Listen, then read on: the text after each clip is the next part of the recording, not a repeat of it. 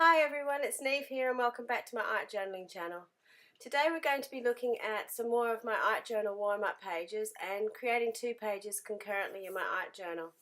So this is using 2 user-up pages in my Dina Wakley journal.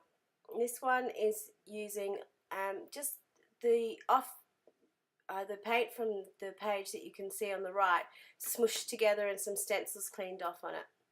So what I'm doing is using some Dina Wakley Collage tissue paper and gluing it down on the page. And I really loved that page beforehand, but I wasn't sure what I wanted to do with it. So I liked this because while it had the bold black lines in it, it gives me enough of the see-through nature of the tissue that you can still see into the heights.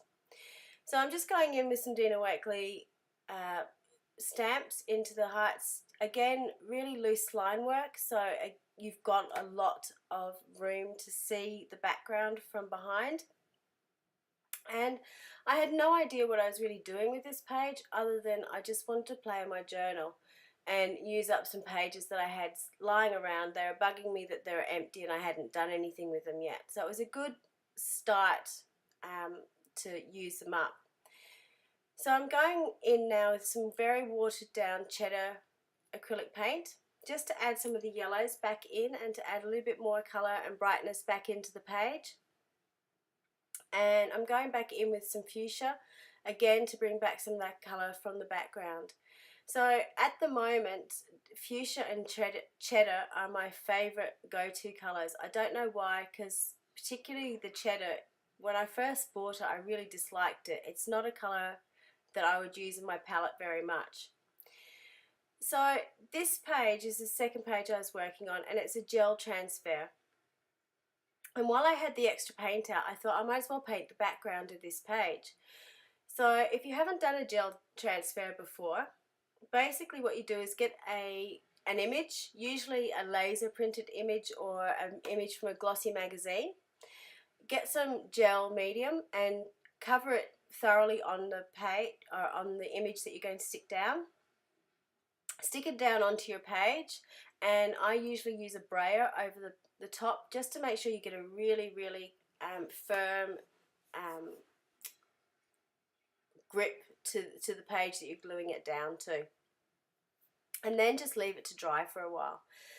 Now on this page I've gone back to and I'm using some gold texture paste, which I love. This is from Cosmic Shimmer, I think. It's an English company, Creative Expressions, and it's brilliant and it dries really quickly. I don't know why it dries more quickly than other texture pastes. I'm really unsure about that. So this is another page I'm working on. This is my use it up journal. So anytime I clean out a stencil or do something, I tend to do it into this journal. So you can see while I was doing this play session I had lots of things on the go and I was using lots of bits and pieces that I'd already been working on.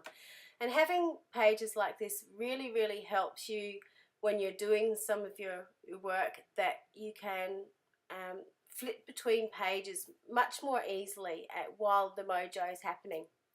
So this is going back to the gel medium, gel transfer, and all I'm doing is wetting the back and gently rubbing off the excess paper, and you can see it's transferring really well. Now I am pulling off a little bit of the image.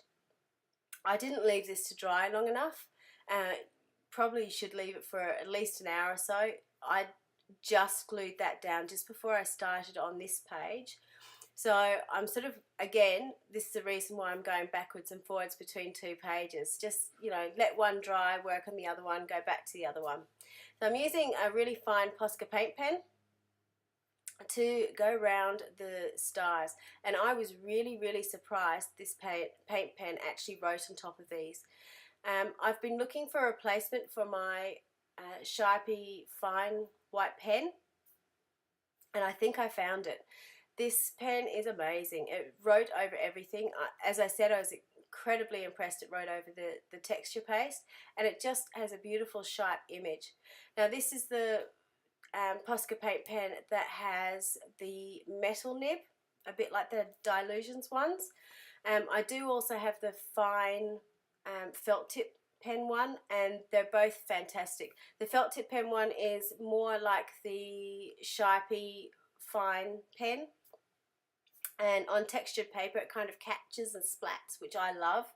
So I'm really happy to have both of those pens in my arsenal now, and I'm happy to finally get rid of my Sharpie pens, which I was hoarding desperately because I didn't have a replacement. So I'm just going in here and doing some journaling over my page and doing a title, Hearts and Stars.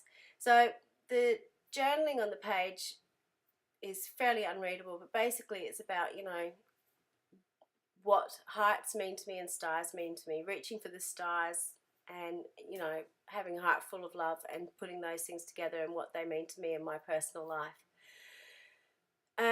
With the Hearts and Stars title, just again, is a technique that you've seen me do in a number of my videos.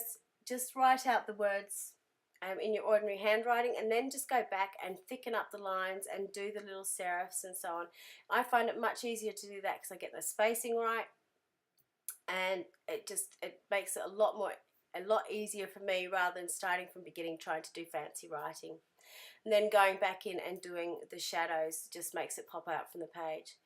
With the tissue paper, I've just used some gel medium to glue it down, again trying to make it as transparent as possible, and I've just cut the quote apart so that it can go down the left hand side of the page. So going back to my gel transfer, and I'm going back and rubbing it off again. Now you can see the cloudy bits is the paper pulp that needs to be removed, and where it's quite clear is where it's actually adhered to the page. Now this has been done on the cotton rag paper in the Dina Wakley, and when you actually look really closely at the page, it's got a beautiful texture to the print. It picks up the texture of the paper, which I was really, really surprised about. So again, going back to the other page and drying it off, making sure it's all dry. And at this stage, I wanted to wait a little bit longer for my gel transfer to dry. Thought I'd start another page. I thought, no, doing 2 pages at once is enough. Don't try and stretch it and try and do 3. So what I'm doing now is just drying it off with the heat gun. One of the reasons for that is it gives me a really clear indication of where the paper pulp's still left on the page to rub off and where I need to be working. So I'm just rubbing really, really gently with my fingertips. I find when I do this, particularly with normal copy paper, if I'm doing a laser transfer, it makes my fingertips feel really, really weird doing this. But they're the best tools you have really to do this process. Using a sponge or a cloth just is a bit too rough on the surface. Now when I was doing this, I deliberately didn't leave it long enough to dry because I actually wanted to have this look really torn, because I wanted to have these cracks peering through, and I wanted to tint over the image when I'd finished with it. So that's why I'm not too perturbed about half her face sort of being white. And basically what I wanted to have this image reflecting is sort of the cracks beneath the surface. You know, it looks pitch perfect on the outside, but in actual fact there's some of the cracks showing in everyone. There's always something going on underneath the surface. So that's what I wanted to represent. So I'm just going back in again with my same combination of fuchsia and cheddar, and using a really, really watered down. I wanted just to tint the image, and you can still see the image really clearly, but it just gives that little bit of warmth to the page, and it also covers up those whites so they kind of blend in. It blends in the whole image to itself. I'm going over the top with a Darkroom Doors crackle stencil, and just removing some of the paint just to add some of that extra crackle to the page, and going in with a Posca paint pen to add the highlights back into her face and onto her lips, and it sort of just makes that image come out again. So now I'm just using a carbon ink pen and drawing in that larger crack stamp that I had, which I can't remember where the stamp came from for that one. The reason I'm using the carbon ink is it's not going to run when I do work over it again. I could have restamped it, particularly because it was a clear stamp, but I chose to draw over it because I just wanted a little bit finer line to it. So I found this quote which really summed up the page for me. She threw away all her masks and revealed and put on her soul. And underneath I add the words cracks and all. So again, I'm doing the same technique I did on the original page, with writing the quote out and then going back with the paint pen and widening it up and putting on the serifs onto my letters. And the good thing about this is you can really work out your spacing and how it all fits. Now originally I wasn't going to write over the image, but I really like how the word soul is there across that necklace and really draws your eye to that. And the balance between the white and the white in the eyes sort of gives you that surrounding image, almost like a halo around her.